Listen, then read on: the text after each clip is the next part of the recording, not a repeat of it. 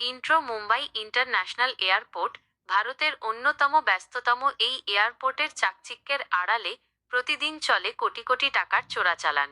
এই পাচারের জন্য চোররা বেছে নেয় অবিশ্বাস্য সব পন্থা। আর তাদের রুখতে ঢাল হয়ে দাঁড়িয়ে আছে মিতালি গুলজার আর অর্জুনের মতো নিবেদিত প্রাণ কাস্টম অফিসাররা।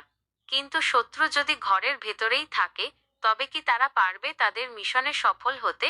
চলুন বেশি বকবক না করে ডুব দিই মুভির রহস্যময় জগৎ। সিনেমার শুরুতেই আমরা দেখতে পাই একজন স্বাস্থ্যবতী মেয়ে প্রাণপণে দুজন পুরুষের পিছনে দৌড়াচ্ছে। দেখে মনে হচ্ছে লোক দুটো মেয়েটির কাছ থেকে কিছু ছিনতাই করেছে। তাদের মধ্যে একজনের হাতে গুলির ক্ষত, আর অন্যজন তাকে টেনে নিয়ে পালাচ্ছে। দৌড়াতে দৌড়াতে মেয়েটি রাস্তার ধারে একটি তরমুজের দোকান দেখতে পায়। সে একটি তরমুজ লক্ষ্য করে এমনভাবে ছুঁড়ে মারে যে সেটি সরাসরি গিয়ে লাগে লোকটির মাথায়। আঘাত পেয়ে লোকটি মাটিতে পড়ে যায় এবং মেয়েটি তাকে ধরেও ফেলে। কিন্তু ধস্তাধস্তির এক পর্যায়ে লোক দুটো ছাড়া পেয়ে যায় এবং আবারও দৌড় শুরু করে। মেয়েটি তাদের পিছু নিলেও শেষ রক্ষা হয় না।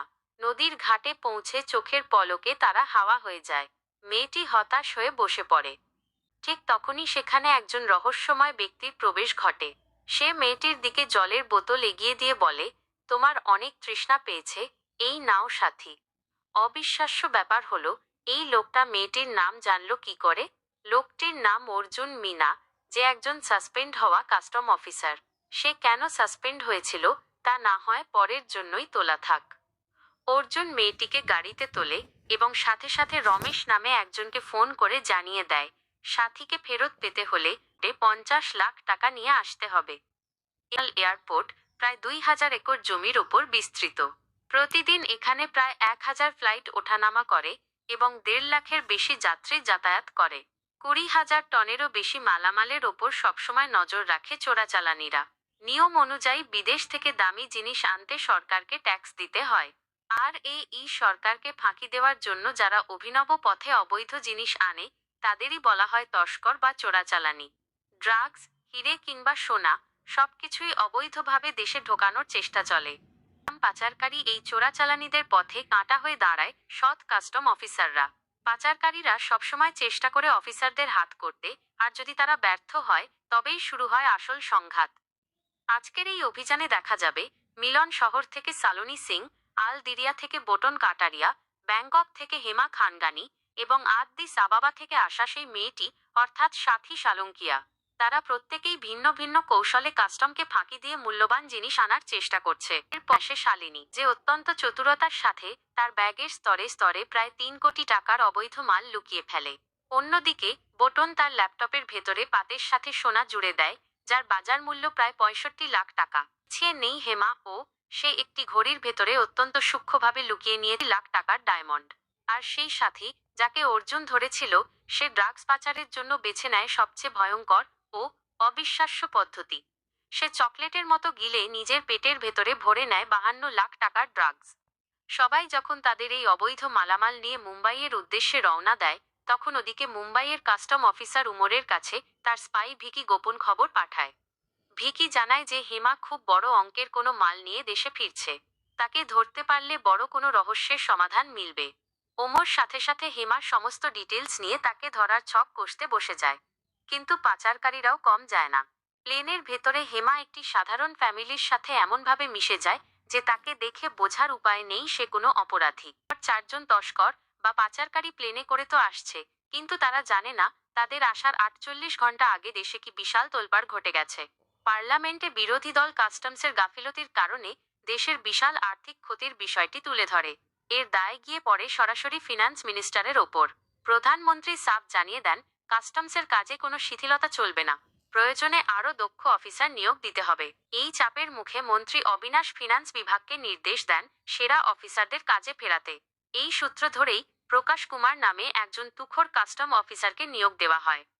এয়ারপোর্টের লুকোচুরি প্রকাশ কুমার তার ডিউটিতে যোগ দেওয়ার আগেই এয়ারপোর্টে শুরু হয়ে যায় পাচারকারীদের আনাগোনা।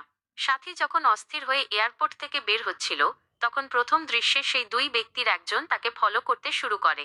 অন্যদিকে শালিনী অত্যন্ত চতুরতার সাথে কাস্টম অফিসারকে মাত্র 3টি আইফোনের রেকর্ড দেখায় এবং কৌশলে তাকে ঘুষের টোপ দিয়ে বেরিয়ে যায়। অফিসার ওমর এদিকে ওতো পেতেছিল হেমাকে ধরার জন্য।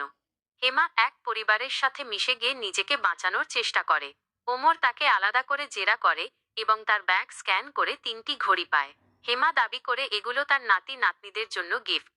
অফিসার ওমর ঘড়িগুলো পরীক্ষা করলেও কোনো গলদ খুঁজে পায় না এবং বাধ্য হয়ে হেমাকে ছেড়ে দেয়।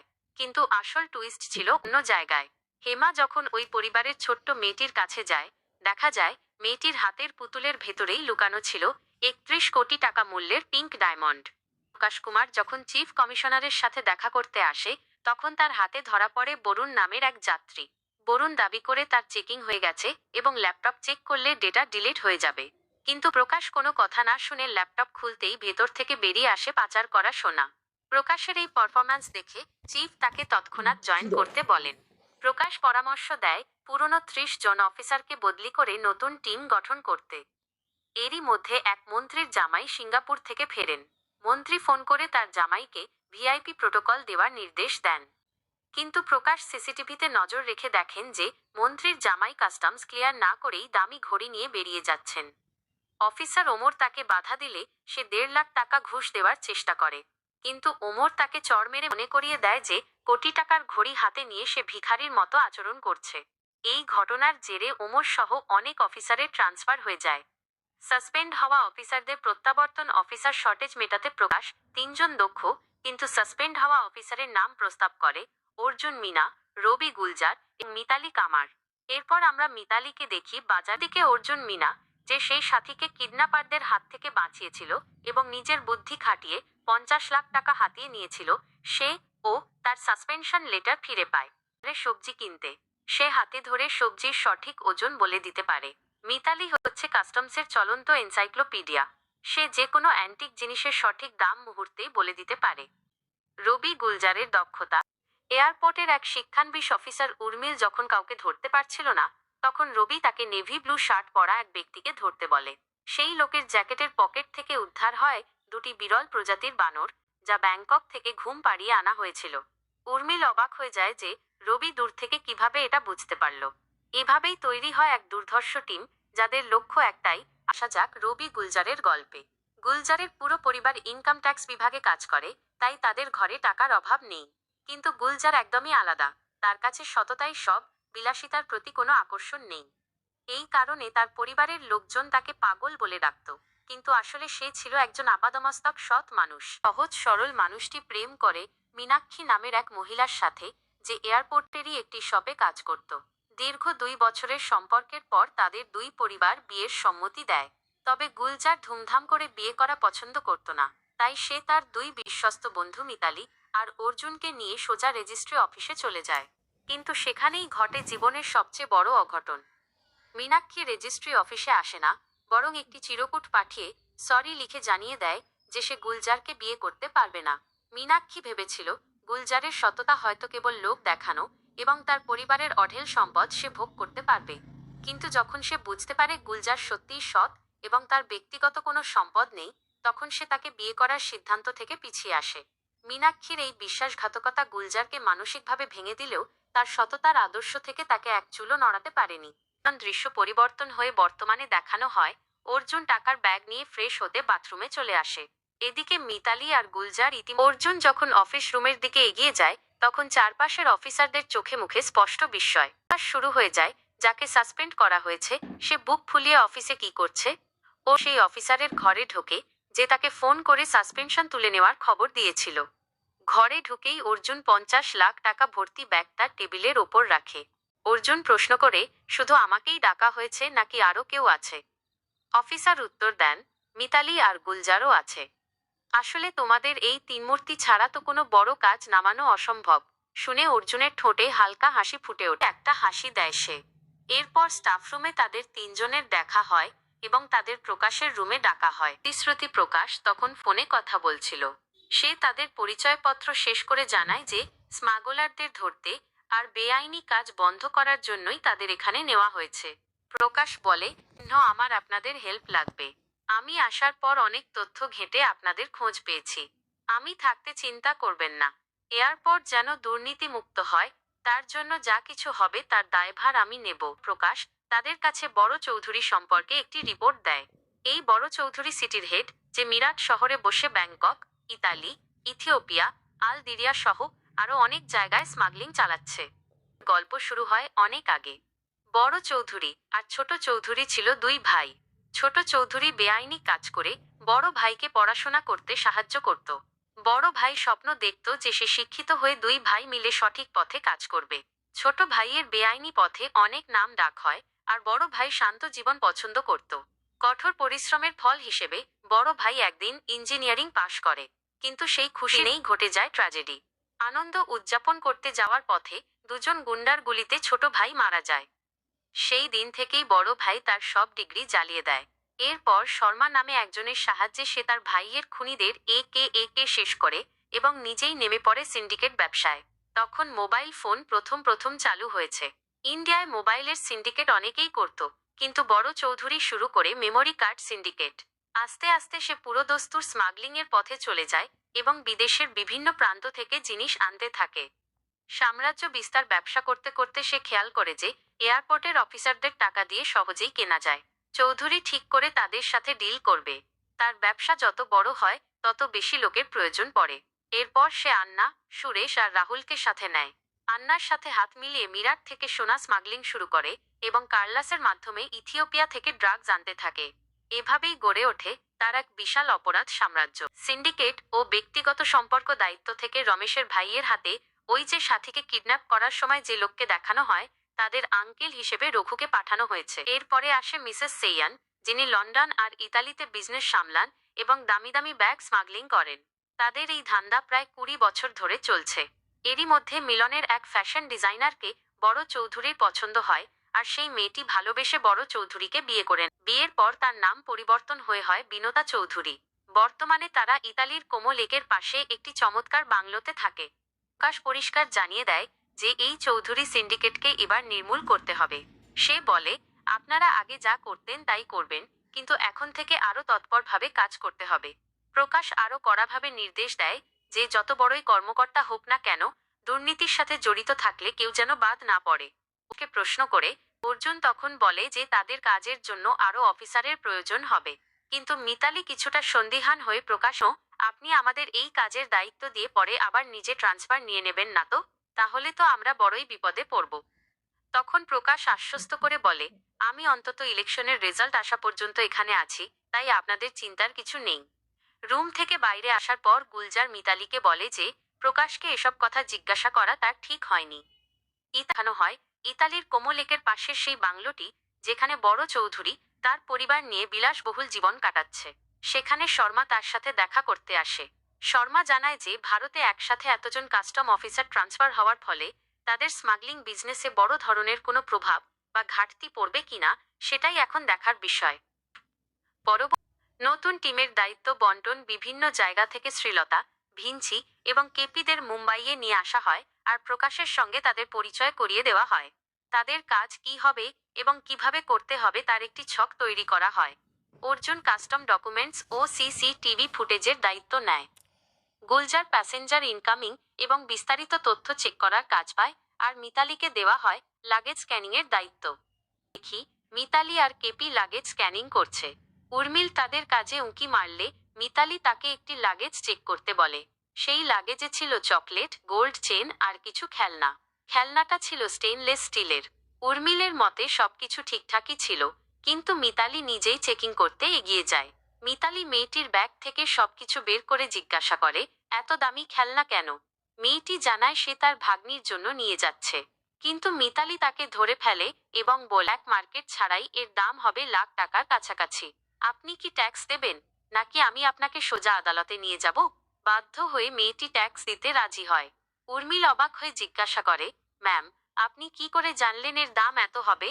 মিতালি তখন উত্তর দেয়, ইন্টারনেট শুধুমাত্র টিকটক, ইনস্টাগ্রাম আর ফেসবুকের জন্য নয়, এখান থেকে আরও অনেক কিছু জানা যায়। দিকে দেখানো হয় অর্জুন সিসিটিভিতে সবকিছু লক্ষ্য করছিল। এমন সময় গুলজার তাকে ইনফরমেশন রুমে ডাক দেয়। গুলজার অর্জুনকে একটি মেয়ের ডিটেলস দেখায় যে গত 3 মাসে 12 বার আপ ডাউন করেছে এবং বছরে বহুবার বিদেশ গিয়েছে। অর্জুন প্রথমে ভাবে মেয়েটি হয়তো বড়লোকের মেয়ে, তাই এত যাতায়াত। কিন্তু গুলজার তাকে মেয়েটির ফ্লাইটের প্যাটার্ন লক্ষ্য করতে বলে, ইন্টারন্যাশনাল থেকে ডোমেস্টিক, আবার ডোমেস্টিক থেকে ইন্টারন্যাশনাল। অর্জুন তদন্তে নেমে প্রিয়া খুরচান্দানির একটি বিশেষ স্মাগলিং পদ্ধতি ধরে ফেলে। পদ্ধতিটি হলো, যখন কোনো ইন্টারন্যাশনাল ফ্লাইট দেশে আসে তখন স্মাগলাররা নিষিদ্ধ পণ্যটি প্লেনের বাথরুমে লুকিয়ে রাখে।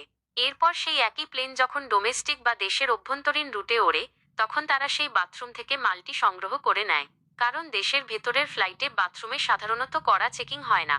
এভাবেই প্রিয়া একের পর এক স্মাগলিং করে যাচ্ছিল। তার ফ্লাইটের এই অদ্ভুত প্যাটার্ন কিন্তু কারো নজর কেড়েছে।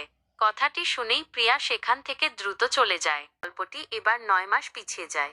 প্রিয়া তখন ছিল একজন এয়ার হোস্টেস, আর পাইলট শুভম কাপুরের সঙ্গে তার প্রেমের সম্পর্ক ছিল। মুম্বাই এয়ারপোর্টে একদিন অর্জুন প্রিয়াকে চেকিংয়ের জন্য আটকায়। ধরা পড়ার ভয়ে প্রিয়া তার শরীর থেকে সমস্ত লুকানো সোনা বের করে অর্জুনের সামনে রাখে। অর্জুন যখন তাকে গোল্ড স্মাগলিংয়ের ব্যাপারে জেরা করে তখন প্রিয়া কাঁদতে কাঁদতে জানায় যে তারা মুম্বাই একটি ফ্ল্যাট কিনবে আর তারপর বিয়ে করবে, কিন্তু তাদের স্যালারি দিয়ে ফ্ল্যাট কেনা সম্ভব নয় বলে সে এই পথে পা বাড়িয়েছে। অর্জুন তখন স্ত্রী আর পরিবারের ছবি প্রিয়াকে দেখিয়ে বলে, তোমাকে নিয়ে এই 4 নম্বর মেয়ে যাকে শুভম কাপুর স্মাগলিংয়ের কাজে লাগিয়েছে। প্রিয়া তখন বুঝতে পারে সে আসলে শুভমের প্রতারণার শিকার। অর্জুন তখন প্রিয়াকে একটি অফার দেয়, শুভমকে হাতে নাতে ধরিয়ে দেওয়ার জন্য তাকে অর্জুনের হয়ে কাজ করতে হবে। প্রিয়া নিজের অপমানের প্রতিশোধ নিতে রাজি হয়ে যায়। শুভমকে ধরার ফাঁদ প্ল্যান অনুযায়ী শুভমের সাথে প্রিয়া ব্যাংকক যায়। সেখানে শুভম একটি চকলেটের বাক্সে 5টি সোনার বার দিয়ে প্রিয়াকে বলে সেগুলো ইন্ডিয়াতে নিয়ে যেতে। প্রিয়া বাইরে যাওয়ার সুযোগে সেই সোনার বারগুলো গোপনে শুভমের নিজের ব্যাগেই ঢুকিয়ে দেয়। মুম্বাই এয়ারপোর্টে ল্যান্ড করার পর অর্জুন শুভমের ব্যাগ আটকায়। শুভম নানা অজুহাত দিলেও তার ব্যাগ থেকে সেই 5টি সোনার বার উদ্ধার হয়। শুভম অবাক হয়ে যখন প্রিয়ার দিকে তাকায় তখন সে দেখে প্রিয়া রহস্যময় হাসি হাসছে। শুভম বুঝতে পারে যে প্রিয়াই তাকে ফাঁসিয়েছে। এরপর থেকে প্রিয়া পাকাপাকিভাবে অর্জুনের সাথে কাজ করতে রাজি হয়ে যায়। বর্তমানের প্রেক্ষাপট এই ঘটনার পরেই প্রিয়াকে আলদিরার সেই স্মাগলারদের সাথে পরিচয় করিয়ে দেওয়া হয় এবং সে অর্জুনের স্পাই হিসাবে তাদের নেটওয়ার্কে ঢুকে পড়ে। এভাবেই প্রিয়া হয়ে ওঠে অর্জুন ও তার টিমের সবচেয়ে বড় তুরুপের তাস। অর্জুন প্রিয়াকে এমিরেটসে কাজ করার ব্যবস্থা করে দেয়। এমিরেটসে ফ্লাই করার সময় প্রিয়া অর্জুনের প্ল্যান অনুযায়ী রাহুলকে পটিয়ে ফেলে। রাহুল প্রিয়াকে আলদিরাতে তার ভিজিটিং কার্ড দেয় দেখা করার জন্য। প্রিয়া যখন আলদিরাতে যায় তখন রাহুলের সাথে রেস্টুরেন্টে খাওয়া দাওয়া করে এবং তার সাথে স্মাগলিংয়ের কথা আলোচনা করে। হঠাৎ একদিন ফ্লাইটে রাহুলের সামনে প্রিয়া কেঁদে ফেলে এবং বলে তার কাজ চলে গেছে। রাহুল সান্ত্বনা দিয়ে তাকে তাদের টিমে যোগ দিতে বলে। রাহুল মনে মনে ভাবে যেহেতু প্রিয়া এয়ার হোস্টেস তাই মাল পাচার করতে তার খুব সুবিধাই হবে। রাহুল প্রিয়াকে তাদের ফ্যাক্টরিতে নিয়ে যায় এবং আন্না ও সুরেশের সাথে পরিচয় করিয়ে দেয়। আন্না প্রিয়াকে দলে নিলেও সুরেশ তাকে প্রথম থেকেই সন্দেহ করতে থাকে। বর্তমানে প্রিয়া আলদিরা থেকে ফিরে এসে অর্জুনকে সব ডিটেলস দেয়। অর্জুন জানতে পারে যে কাস্টম অফিসার পাটেলও গত 3 মাস ধরে এই মাফিয়াদের সঙ্গে যুক্ত। এদিকে প্রকাশ অর্জুনকে ডেকে জানায় 24 তারিখ ওয়ার্ল্ড কাস্টমস কনফারেন্স। অর্জুন বুঝতে পারে এই কনফারেন্সের কারণেই তাদের দায়িত্ব দেওয়া হয়েছে যাতে ওই দিন এয়ারপোর্টের দরজা স্মাগলারদের জন্য খোলা থাকে। অর্জুন কৌশলে পাটেলকে এই কনফারেন্সের দেয় এবং পাটেল সাথে সাথে বড় চৌধুরীকে খবর পাঠিয়ে দেয় ও আন্না আর সুরেশকে জানিয়ে দেয় 24 তারিখ এয়ারপোর্ট ফাঁকা থাকবে। সুরেশ সন্দেহ করলে প্রিয়া বলে এয়ার হোস্টেস হওয়ার সুবাদে এখনো তার অনেক কন্টাক্ট আছে। চৌধুরী তখন আন্নাকে নির্দেশ দেয় 500 কিলো সোনা এবং দামি কনসাইনমেন্ট পাঠানোর জন্য। প্রিয়া আন্নাদের আইডিয়া দেয় কিভাবে অল্প সময়ে এত সোনা পাঠানো যায়। এদিকে অর্জুন, গুলজার আর মিতালি অফিসের ছাদে দেখা করে। মিতালি চিন্তিত থাকলেও অর্জুন জানায় লাস্ট মোমেন্টে প্রকাশ রুলস বদলে দেবে। কয়েকটা ছোটখাটো কুরিয়ারকে এখন বের হতে দেওয়া হচ্ছে যাতে তাদের কনফিডেন্স বেড়ে যায়। প্রিয়া মুম্বাই ফেরার জন্য বের হলে রাহুল তাকে বলে আন্না আর্জেন্ট মিটিং ডেকেছে। গাড়িতে যাওয়ার সময় রাহুল প্রিয়াকে সরাসরি প্রশ্ন করে যে সে কি কোনো কাস্টম অফিসারের হয়ে কাজ করছে, কারণ সুরেশ তাকে সন্দেহ করছে। রাহুল প্রিয়াকে নজরবন্দি। অর্জুনের প্ল্যান অনুযায়ী পুলিশ রাহুলের গাড়ি ঘেরাও করে ড্রাগসের অভিযোগে তাকে ধরে ফেলে।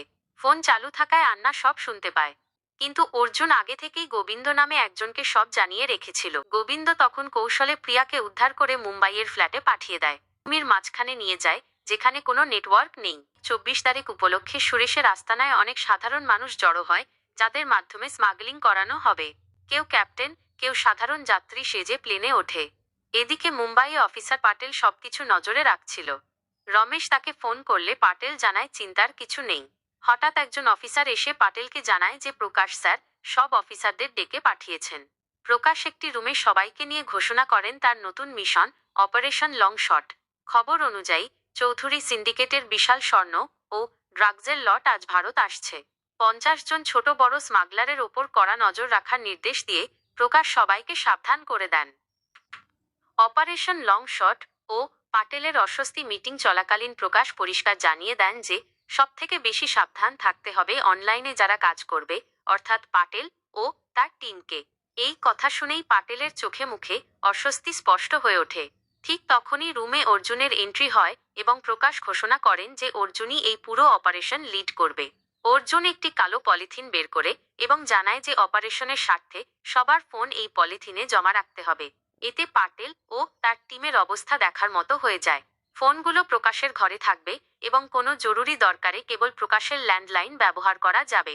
ঠিক হয় যে প্রথম ফ্লাইটটি আসার 8 ঘন্টা পর সেটির উত্তর দিতে হবে যাতে কেউ সন্দেহের তালিকায় না থাকে। মিতালিকে দায়িত্ব দেওয়া হয় 19টি ফ্লাইটের 9টি ডোমেস্টিক এয়ারপোর্টে নামার লিস্ট ধরে সব আলাদা করার। মিটিং থেকে বের হয়ে পাটেল অর্জুনকে কটাক্ষ করে বলে, প্রকাশ আর তুমি সৎ, বাকি সবাই অসৎ, এটাই মনে করো তো? অর্জুন তখন হেসে উত্তর দেয় যে পাটেলের সততার ওপর তার পূর্ণ ভরসা আছে। প্রথম ফ্লাইটটি আসতেই অর্জুন অ্যালার্ট হয়ে যায়। যাত্রীদের মধ্যে বোরকা পরা 2 জন মহিলা, একটি বাচ্চা মেয়ে এবং 2 জন পুরুষকে চিহ্নিত করা হয়। কাস্টমস তাদের থামাবে না, বরং পেছন থেকে ফলো করবে। পাটেল তাদের পিছু নিয়ে ট্যাক্সিতে ওঠে এবং ড্রাইভারের ফোন নিয়ে কাউকে কল করার চেষ্টা করে। ঠিক সেই মুহূর্তে ট্যাক্সিতে ওতো পেতে থাকা 2 জন গুন্ডা পাটেলকে মেরে অজ্ঞান করে দেয় এবং কোথাও নিয়ে যায়। এদিকে শেষ ফ্লাইটটির ওড়ার খবর পেয়ে অর্জুন তার টিমকে জানিয়ে দেয় যে অপারেশন শুরু হয়ে গেছে। এয়ারপোর্টে বিভিন্ন মানুষের কাছ থেকে অবৈধ মাল উদ্ধার করে একটি ঘরে জমা করা শুরু হয়। অন্যদিকে একটি নির্জন ঘরে পাটেলকে বেঁধে রাখা হয়েছে। সেই বোরকা পরা মহিলাটি পাটেলকে ফোনে কথা বলতে দিলে অপর প্রান্তে রমেশ ভাই থাকে। পাটেল জানায় যে তার কিছুই করার ছিল না, সিনিয়ররা তাকে বাধ্য করেছে। ঠিক সেই সময় সেখানে একদল পুলিশ চলে আসে এবং ফোন ছিনিয়ে নিয়ে ওপাশে থাকা রমেশ ভাই প্রতিটি কথা স্পষ্ট শুনতে পায়। তার চোখে মুখে রাগের আভা ফুটে ওঠে। দেরি না করে রমেশ সুরেশকে জানিয়ে দেয় যে পাটেল বেইমানি করেছে। পিয়া মুম্বাইয়ে ল্যান্ড করেই সরাসরি অর্জুনের কাছে ছুটে যায়। একই সময় খবর আসে যে মুম্বাই কাস্টমস সমস্ত বড় বড় চালান ধরে ফেলেছে এবং বড় বড় স্মাগলারদের আটকে রাখা হয়েছে। কাস্টম অফিসাররা একদিনে প্রায় 1200 কোটি টাকার স্মাগলিং আটকাতে সক্ষম হয়। এই বিশাল ক্ষতির খবরে বড় চৌধুরী ক্ষোভে ফেটে পড়ে এবং আন্নাকে ডেকে পাঠায়।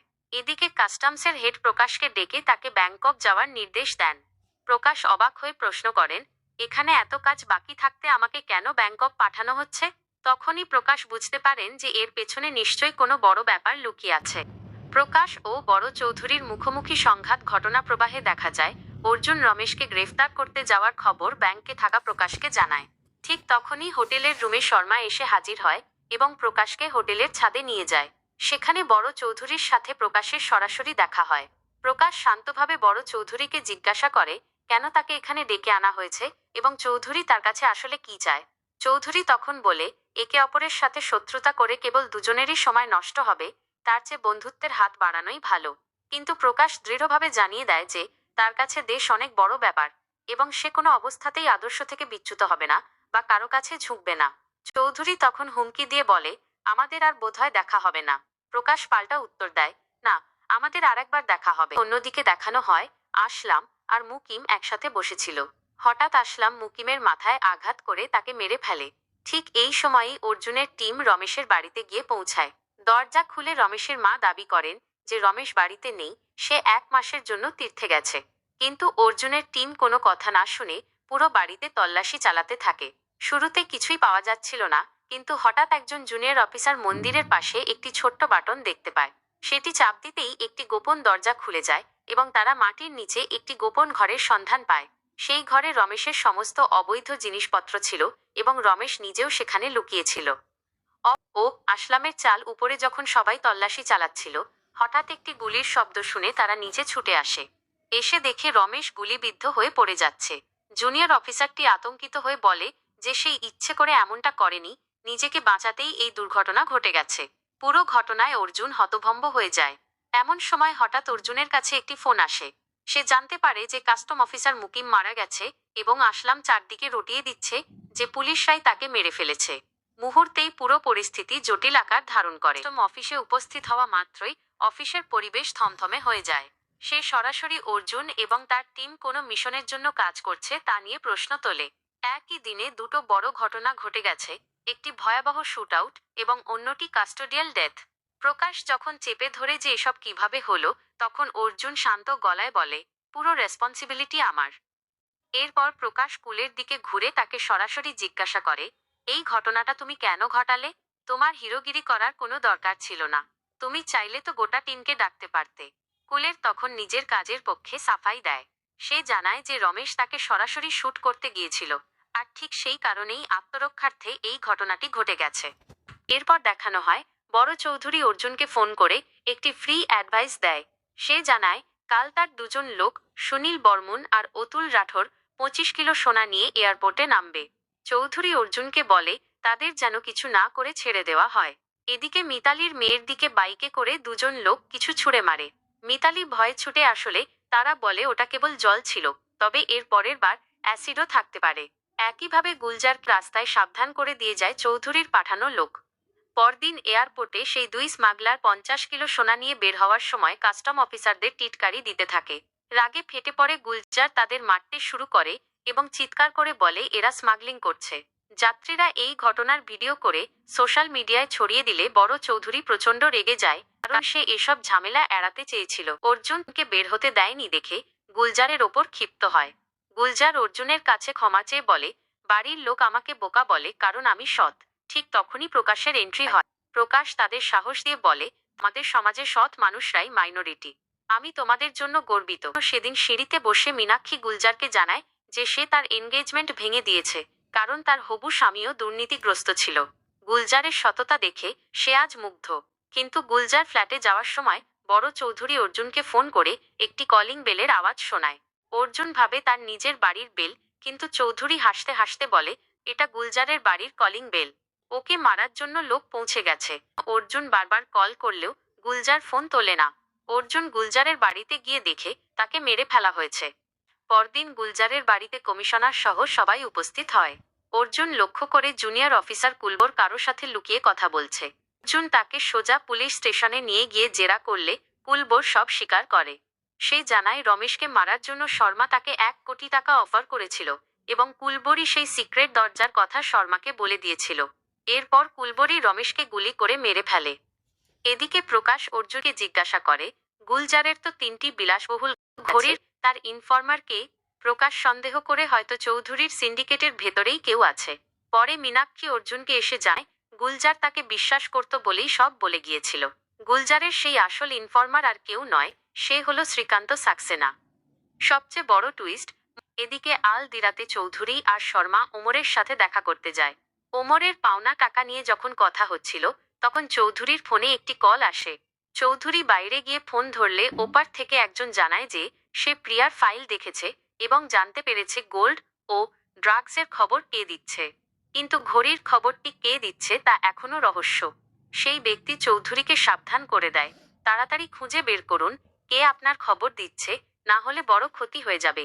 সেই ফোনের ওপারের ব্যক্তিটিকে যখন দেখানো হয়, তখন সবার চক্ষু চড়ক গাছ হয়ে যায়। সেই ব্যক্তি আর কেউ নয়, স্বয়ং প্রকাশ। এতদিন সে মুখোশের আড়ালে থেকে চৌধুরীকে সব ইনফরমেশন দিচ্ছিল। যাওয়ার সময় চৌধুরীর সাথে তার ডিল হয়েছিল যে সে ঝামেলাবিহীন আমদানির দায়িত্ব নেবে এবং লাভের 20% ভাগ পাবে। এমনকি চৌধুরীকে দিয়ে কুলবরকে টাকা খাইয়ে রমেশকে খুন কর মাস্টার মাইন্ডও ছিল এই প্রকাশ। সবশেষে অর্জুন শ্রীকান্ত সাক্সেনার বাড়িতে পৌঁছায়। সাক্সেনা অর্জুনকে দেখে চিনে ফেলে এবং জানায় যে তাকে যখন মিথ্যে অভিযোগে বের করে দেওয়া হয়েছিল, তখন তার একটি সোর্স আলদিরা সিন্ডিকেটে রয়ে গিয়েছিল। সেই সোর্সই গুলজারকে সব তথ্য দিত। সাক্সেনা আরও জানায়, গুলজারের নির্দেশ ছিল তার কিছু হয়ে গেলে এই গোপন তথ্যগুলো যেন অর্জুনকে জানানো হয়। ঠিক সেই সময়ই শ্রীকান্ত সাক্সেনাকে কেউ একজন ফোন করে। শ্রীকান্ত বলে, একদম ঠিক সময় ফোন এসেছে। আসলে শ্রীকান্তকে ফোন করেছিল চৌধুরী সিন্ডিকেটের ভেতরে থাকা তার সেই গোপন ইনফরমার। আর সেই ইনফরমার আর কেউ ছিল না, সে ছিল খোদ সুরেশ। সুরেশ শ্রীকান্তকে ফোনে জানিয়ে দেয় যে এবার 40টি লাশের কফিনের ভেতরে করে প্রায় 2 টন সোনা ইন্ডিয়াতে পাঠানো হবে। এরপর দৃশ্য পরিবর্তন হয়ে 2012 সালে ফিরে যায়। সেই সময় মুম্বাই এয়ারপোর্টে শ্রীকান্ত সাক্সেনার ডিউটি ছিল। সুরেশ তখন চৌধুরীর কনসাইনমেন্ট নিয়ে শ্রীকান্তর কাছে ধরা পড়ে যায়। সুরেশ তখন কান্নাকাটি করে বলে যে তার স্ত্রী খুব অসুস্থ, তাই সে বাধ্য হয়ে চৌধুরীর হয়ে কাজ করছে। শ্রীকান্ত তখন সুরেশকে একটি অফার দেয়, আমি তোকে ছেড়ে দিতে পারি, কিন্তু তোকে আমার হয়ে কাজ করতে হবে। সেই থেকেই সুরেশ শ্রীকান্তর হয়ে চৌধুরীর টিমে স্পাই হিসেবে কাজ করতে শুরু করে। বর্তমানে ফিরে এসে দেখা যায় সুরেশ সেই কফিনের মালামাল তদারকি করছিল। ঠিক সেই সময়েই শ্রীকান্ত সাক্সেনার ফোন আসে তার কাছে। সুরেশ যখন বাইরে কথা বলতে যায় তখন রাহুল হঠাৎ পিছন থেকে সুরেশের মাথায় আঘাত করে তাকে অজ্ঞান করে ফেলে। এরপর বড় চৌধুরী সমস্ত সোনা রেডি করে কার্গোতে পাঠিয়ে দেয়। যথাসময়ে সেই কার্গো ইন্ডিয়াতে এসে পৌঁছায়। কিন্তু কাস্টমস যখন সেই কফিনগুলো তল্লাশি করে তখন দেখা যায় কফিনে কোনো সোনাই নেই। তারপরে দৃশ্য পরিবর্তন হয়ে ফ্ল্যাশব্যাকে নিয়ে যাওয়া হয়। বড় চৌধুরী আসলে অনেক আগেই বুঝে গিয়েছিল যে তাদের ভেতরের সেই ইনফর্মার আর কেউ নয়, সুরেশ। সুরেশ যখন 40টি লাশের কফিনে করে সোনা পাঠানোর পরামর্শ দিয়েছিল, চৌধুরী তখন সেটা মেনে নেওয়ার ভান করেছিল মাত্র। চৌধুরী জানত যে সুরেশ এই খবর কাস্টমসকে দেবেই। পরিবর্তন হয়ে বর্তমানে ফিরিয়ে নিয়ে আসা হয়। তখন সাক্সেনা ফোন করে অর্জুনকে বলে, আমার সোর্সকে ওরা ধরে ফেলেছে, তার প্রাণ এখন চরম ঝুঁকিতে, তুমি এখনো তাকে বাঁচাও। মনে রেখো, সুরেশ তোমার বন্ধুর ইনফর্মার হিসেবেই কাজ। সাক্সেনা আরও জানায় যে আল দিরাতেই চৌধুরীও অবস্থান করছে। অন্যদিকে সমস্ত সোনা অন্য ফ্লাইটে করে ল্যান্ড করেছে। অর্জুন তখনও বিষয়টি পুরোপুরি বুঝে উঠতে পারছে না। মালামাল চেক করার জন্য প্রকাশও এয়ারপোর্টে আসে এবং সোনা ভর্তি সেই ফার্নিচারগুলো চেক করতে বসে। সেফকে রাহুল ও বড় চৌধুরী আল দিরাতে প্রিয়াকে একটি সেফ হাউসে নিয়ে আসে। প্রিয়া তখন চৌধুরীকে বলে, আপনি আমাকে প্রাণ ভিক্ষা দিয়েছেন, এর জন্য ধন্যবাদ, কিন্তু যে উদ্দেশ্যে দিয়েছেন সেটা কোনোদিনই পূর্ণ হবে না, কারণ অর্জুন আপনার সাথে কোনোদিনই বন্ধুত্ব করবে না। চৌধুরী তখন শান্তভাবে উত্তর দেয়, এটা তো তোমার জন্য ব্যাড নিউজ প্রিয়া। সুরেশ কাকা যাকে ইনফরমেশন দিচ্ছিল সে তার আসল পরিচয়ও জানে না, তাই যতক্ষণ না তার পরিচয় জানতি এরকম সুরেশ আরও অনেকেই তৈরি হবে। চৌধুরী প্রশ্ন করে, আমি চাইলে কি সুরেশ কাকার কাছ থেকে পরিচয় বের করতে পারি না? তোমার কেন মনে হচ্ছে যে আমি তা পারবো না? প্রিয়া পাল্টা চ্যালেঞ্জ ছুড়ে দিয়ে বলে, আপনি যদি পরিচয় বের করতে পারতেন তাহলে আমাকে আর এতদূর আসতে হতো না। ঠিক সেই সময় সুরেশকে প্রিয়ার সামনে এনে ফেলা হয়। প্রিয়া সুরেশের কাছে গিয়ে বলে, আর কিছুক্ষণ অপেক্ষা করো।